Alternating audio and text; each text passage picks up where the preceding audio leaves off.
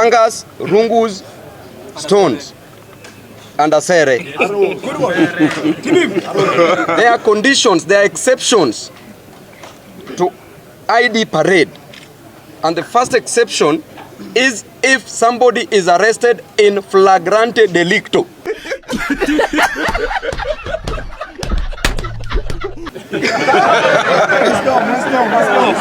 If somebody is arrested red-handed, that person should not, or arrested in the act, that person should not be subjected to an ID parade, according to the allegation. So the folk wisdom that is being treated that is being used by the DPP to make us believe that they are doing investigations will not be tolerated.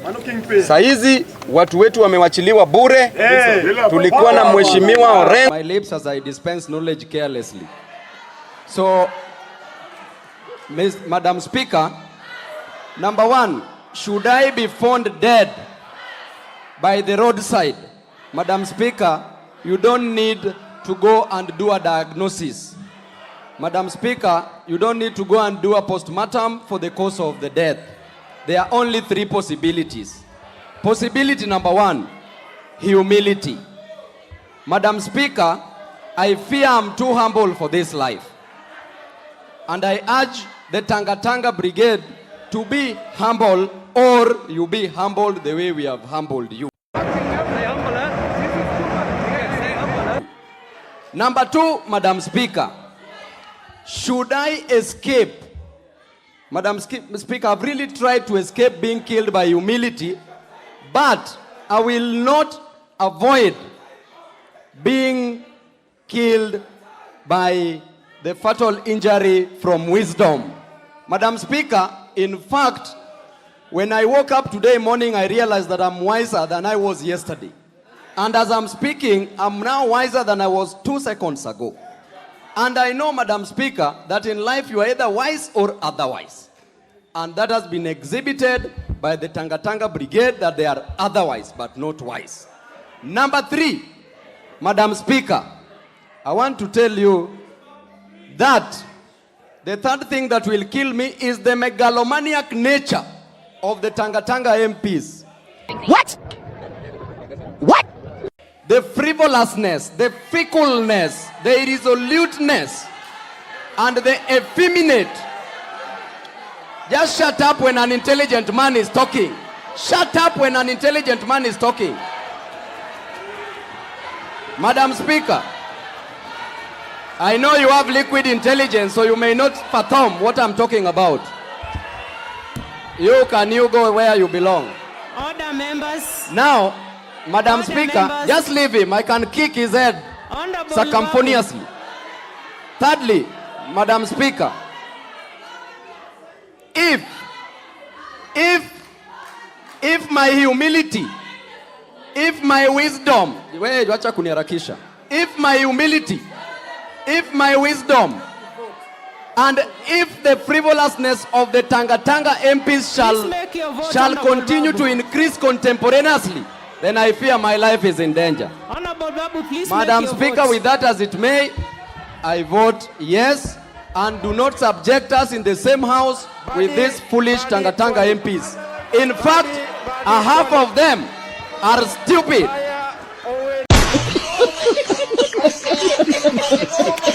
Thing you can say, because you have, okay, be there with your liquid intelligence. Mr. Speaker, now the Keynesian theory stated clearly. Mr. Speaker, John Maynard Keynes came up with a theory called the Keynesian theory that advised that we inject more money into the economy, as we are doing now through the budget. And injecting more money into the economy means you are creating more demand, because if a common man in Soweto, in Embakasi East constituency, has money in his pockets, this man will go and do shopping, will spend. That is called the trickle-down effect, because it is coming from up, not bottom up. That is, now, Mr. Speaker, when there is more money into the pockets of the people, people will spend more. And as people spend more, Mr. Speaker, the demand increases. With an increment in demand, there will be an increment in supply. Or rather, if you like to put it, with an aggregate increment in the aggregate demand, there will be a simultaneous aggregate increment in the aggregate supply. And when the two meet, as economists will tell you, the crincum crancum.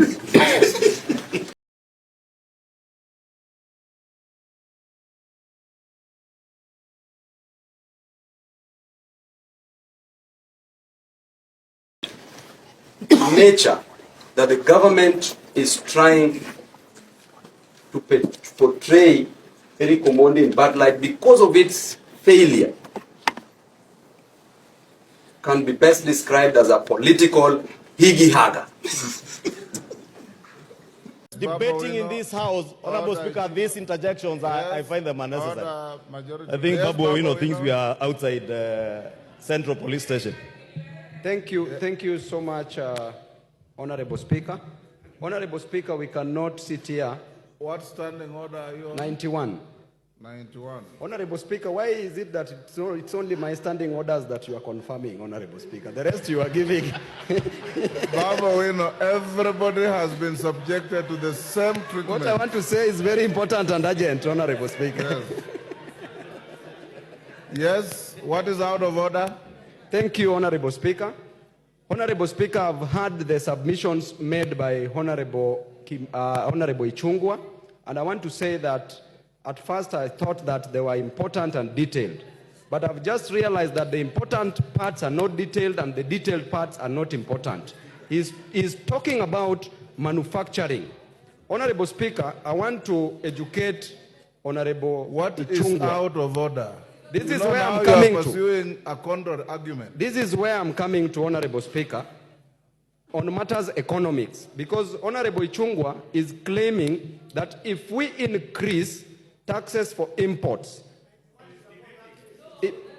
that is what he's saying, that if we increase taxes for imports, imported goods, then we will give an opportunity for industries, local industries to grow, which literally is normally true. But in our situation as a country, Honorable Speaker, we are going to promote what we call foreign absorption, where money is going to leak from... Order, Honorable Babu.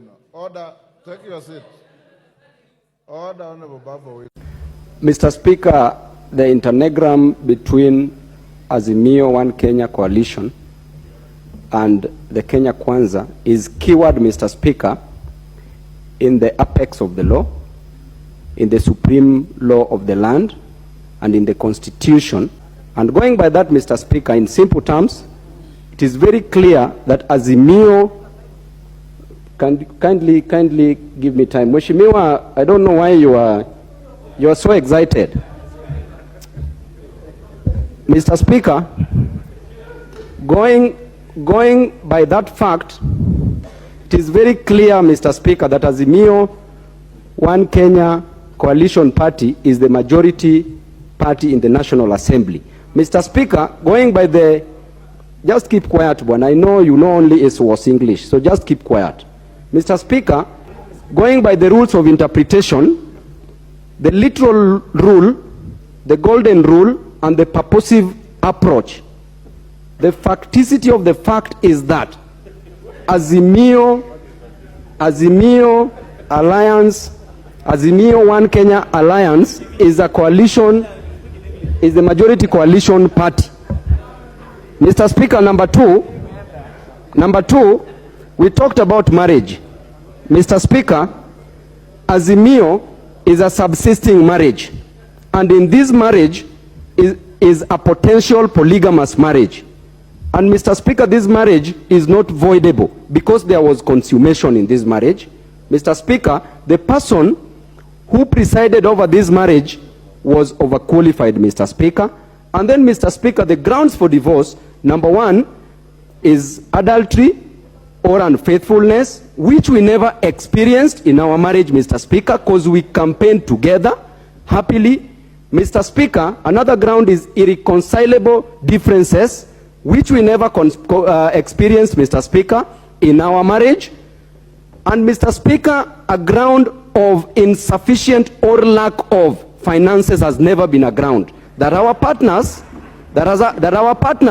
having seen that Kenya Kwanza was forming the government, they ran away. Mr. Speaker, that marriage is not voidable. Lastly, Mr. Speaker, when we talk about Article 36, as quoted by Honorable Didmas Baraza on the Bill of Rights, the right to associate, Mr. Speaker, there are limitations to the bills of right, including the right to life. Mr. Speaker, in the doctrine of necessity, in the case of the Queen versus Dudley and Stevens in the United Kingdom, Mr. Speaker, you know, when these defendants were on a trip, Mr. Civic Revolution that took place in 1917 under the leadership of Vladimir Lenin and Joseph Stalin. It further reminds me, Mr. Speaker, of the Bourbon Restoration in France, the French Revolution that took place in the year 1789, that was headed by Maximilien Robespierre together with Napoleon Bonaparte, the military genius. Mr. Speaker, that revolution advocated for three things. Number one, equality and fraternity. Can you just shut up as I pump knowledge in your empty mind? Kagombe. Babu, will you not take your seat? Yes, give Kagombe the... Thank you, Mr. Speaker. Mr. Speaker, the member for Embakasi East, what is out of order? Is beating drums of war. It is very unfortunate to use this forum, Mr. Speaker. Standing order, Kagombe. The relevance of what the member of Parliament is speaking about is not relevant to the bill that we are discussing here. What he's doing is taking an opportunity to use this floor to beat drums of war in this country. We are at a very bad moment at the moment, at this time, and we cannot allow that to happen on this floor, on the floor of this House, Mr. Speaker. Go on. Mr. Speaker, you know I don't like responding to fools. Order. The Bible says in the Can book you of, withdraw that?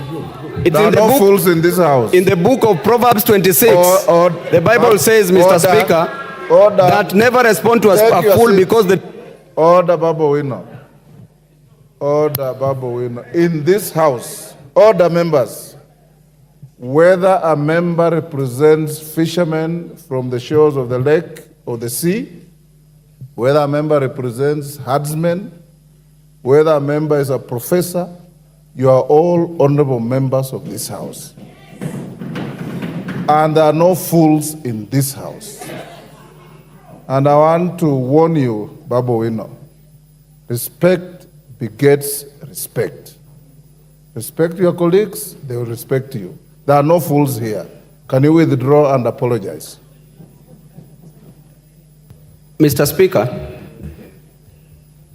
a fool is somebody who does not understand something. Order, Babu. If I think that somebody is a fool, why should... Order, Babu Owino. You withdraw and apologize, or I truncate the mic and give the floor to somebody else.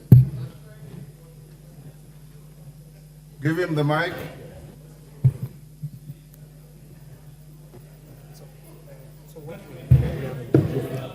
Yes, Babu. I withdraw. And apologize. I don't apologize, Mr. Speaker. Withdraw and apologize. You can give the mic to somebody else, Mr. Speaker. Okay. And I don't withdraw. Okay. Honorable Speaker, oblivion, I'm the one who's speaking. I'm the one who's speaking. Just keep quiet. I'm the one who's speaking. And Honorable Speaker, take the mic. Order. Order, members. Order. Order, members. Order. Order, members. Order. Let's proceed, members. The Honorable Dwale, what is out of order? Chair, I think I humbly request you that the statements made by Honorable Babu Owino must be expunged from the Hansard, and he withdraws and apologizes. I think you forgot to ask that. Because you have done that to many members. The Honorable Simbarati, just relax. The Honorable Babu, just be kind enough to your fellow members. Withdraw that part of the statement which was unparliamentary and fairly harsh. Honorable Speaker, I don't understand that part. Which part are you asking? Oblivion. Honorable Speaker, as per the definition of oblivion, before I withdraw it, let me define it, then I withdraw it. Oblivion is the entombment or entombment, for those who don't understand, of the unworthy into their own dust of nothingness. So therefore, Honorable Speaker, what should I withdraw there? Okay, I withdraw to suit your ego, the Tanga MPs. For your ego, I withdraw. The Honorable Babu.